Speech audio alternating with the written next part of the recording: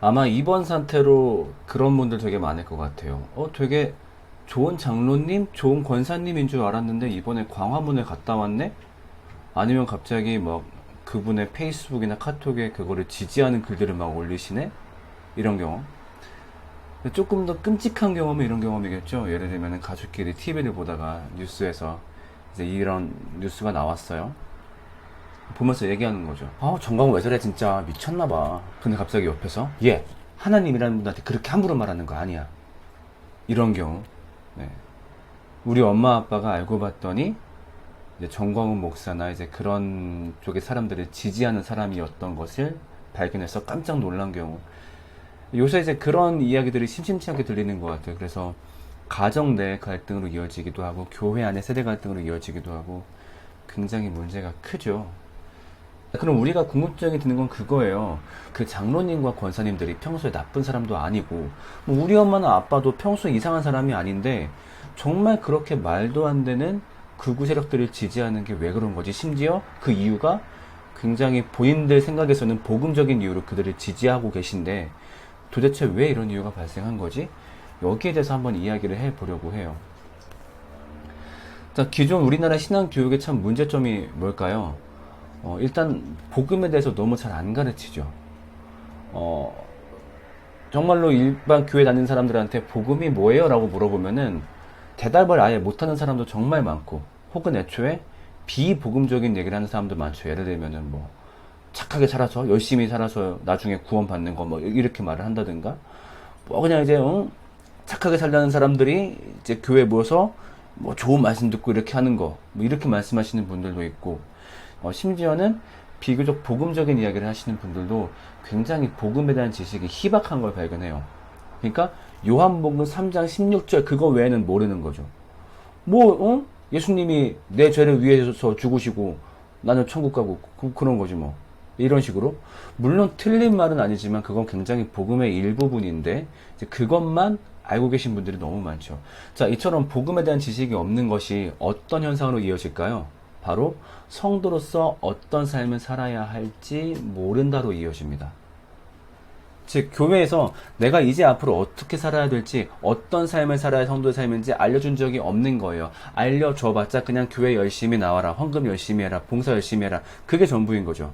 그렇다 보니까 신앙생활을 굉장히 열심히 하신 분들도 사실 성도의 삶이 뭔지 그닥 몰라요. 그냥 교회 충성하는 거. 왔다 갔다 하고 그냥 교회에서 김장 잘 담그고 봉사 열심히 하고 축구하고, 그리고 이제 정해진 예배 시간에 가서 잘 앉아있고, 이게 전부인가 보다 라고 하고 있는 거죠. 즉 복음을 알았다라고는 하지만 내가 명확하게 어떻게 살아야 될지, 어떤 방향으로 걸어가야 될지 교회에서 제시받아 본 적이 없는 거예요. 자, 그런 상황에서 나에게 명확한 삶의 방향을 제시하는 사람이 등장하죠. 뭐라고? 북한 빨갱이를 몰아내는 것이 바로 복음이다. 저 공산당 죽일 놈들 때려 죽이는 게 바로 복음이다 라고 어떤 사람이 굉장히 선명하게 제시합니다. 그럼 거기에 딱 빠지게 되는 거죠. 그래, 그동안 내가 참 몰랐어. 내가 어떻게 살아야 될지 몰랐거든. 근데 드디어 내가 알게 됐어. 그래, 저게 바로 복음의 삶이구나, 성도의 삶이구나. 이걸 처음 제시받으니까 굉장히 후련한 거예요. 드디어 삶의 목적과 삶의 방향성이 생겼거든요. 이전에 공급받아 본 적이 없는. 그리고 심지어 그 방향성이 내가 어렸을 때부터 배워왔던, 알고 있었던, 그리고 평소에 품었던 생각과 일치해요. 어렸을 때부터 학교에서 빨갱이 나빠 배웠거든요. 그리고 그것은 뭐 성장 과정에서도 마찬가지였고요. 나도 그렇게 생각했는데 마침 교회가 그 생각을 도와주네. 내가 틀리지 않았어. 즉 자기 생각과 자기 삶에 대한 정당화와 삶의 목적을 이제 그들이 모두 제공해주고 있는 거죠. 그렇다 보니까 저는 오늘 무슨 얘기를 하고 싶은 거냐면은, 기존의 한국교회가 자랑했던 혹은 윗세대가 자랑했던 신앙 문화를 한번 싹 다 되돌아보자는 거예요. 우리 젊은 사람들이 교회를 비판하거나 이런 목소리를 내면은 꼭 뭐라고 얘기하냐면, 나이 드신 분들이 너넨 그렇게 기도해봤어? 새벽 기도 그렇게 열심히 하고 나무 뿌리 뽑고 교회 개척해서 그 상가교회 저렇게 크게 만들고, 그 기도의 흔적들이 오늘날의 대한민국을 만든 건데 뭐 성경 좀 봤다고 뭘 그렇게 알고 그렇게 공부했다고 그 사람들 판단하고 말이야. 얼마나 대단한 신앙인데 니네 그렇게 24시간 기도해봤어? 이런 말을 정말 많이 하시거든요. 맞아요. 우리 윗세대들이 정말로 신앙적 행동을 더 많이 하고 엄청나게 열성적이고 헌금을 더 많이 하는 것도 사실이에요. 자, 근데 그 결과가 뭐예요? 이거예요. 목사 같지도 않은 자를 목사라고 따르고 일반 상식과 어긋난 판단을 하고 가짜 뉴스에 대해서 면역력이 전혀 없고 그리고 그걸 쉽게 믿어버리고 비복음적인 활동을 복음적이라 믿음에 따라가고 그러니까 즉 우리의 엄마 아빠들, 교회 장로님들, 교회 권사님들이 맞아요. 어떤 신앙 행동적인 건 굉장히 많이 하실 거예요. 그러나 문제는 그분들이 복음에 입각한 신앙이 아니었다 보니까 그런 식으로 잘못된 목소리에 굉장히 쉽게 흔들리고 복음에 대한 갈증이 있다 보니까 누가 이게 복음이래 라고 얘기하면서 어떤 굉장히 강력한 행동을 제시하면 그게 복음인 줄 알고 따라가는 거죠. 저는 이게 한국 교회 성장의 민낯이라고 생각을 합니다.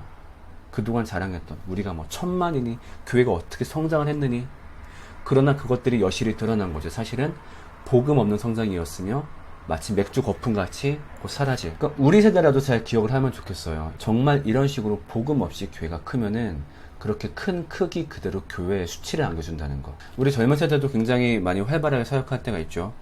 근데 간혹 가다가 복음의 공백이 발생한 채 사역하는 걸 굉장히 많이 보게 돼요. 그냥 해외 나가서 열심히 봉사하고 아니면 굉장히 뭐 화려한 문화를 즐기고 음악 만들고 유튜브 찍고 아니면 뭐 사회적인 봉사활동하고 아니면 친교하고 서로 사랑 주고받고 하하호호 카톡하고 이런 어떤 외부적 장치로 교회가 성장하거나 모임이 커지는 경우를 많이 보거든요. 자, 그런데 그것들이 다 나쁘다는 것이 아니라 그 안에 복음에 대한 명확한 이해와 가르침이 없다라고 한다면 나중에 우리가 나이 들었을 때 우리도 그들처럼 어떤 경제력이 생기고 힘이 생겼을 때 우리가 어떤 짓을 할지 정말로 모른다는 얘기예요. 우리 어른들이 너무 잘 보여줬잖아요. 그렇게 열심히 사시고 또 평소에 그렇게 착하게 사시고 평소에 딱히 그분들 나쁜 짓 하는 건 아니니까 착하게 사시고 교회에 열성적이었던 분들이 사실은 복음이 없었다 보니까 얼마나 잘못된 바람에 쉽게 흔들리는지 그리고 우리 또한 그 문제에서 자유로울 수 없다는 거. 그래서 뭐 오늘 결론적으로 얘기하자면 그거예요. 장로님이 권사님이 우리들의 엄마 아빠가 광화문에 간 이유 교회에서 발견하지 못한 복음을 거기서 발견했다라고 생각하시기 때문에 교회가 먼저 그분들에게 복음을 알려주고 삶의 방향과 목적까지 명확하게 제시해 주어야 한다. 그렇지 않으면 그 공백에 지금처럼 이상한 무리가 들어와서 사람들을 현혹시킬 수 있다. 특히나 그 이상한 무리가 정치적, 경제적 야욕까지 갖고 있는 경우는 그 문제가 지금처럼 굉장히 심각해진다.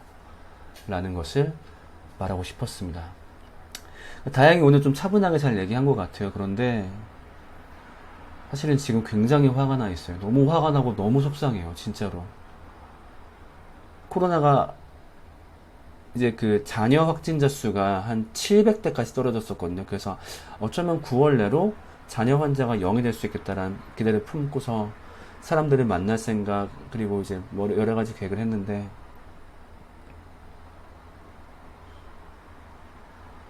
지금 무슨 말을 하기가 굉장히 걱정돼요. 무슨 말을 하더라도 그 적절하지 않은 단어가 나올까봐 속상한 요즘입니다. 다들 마찬가지시겠죠. 다음에 만납시다. 안녕.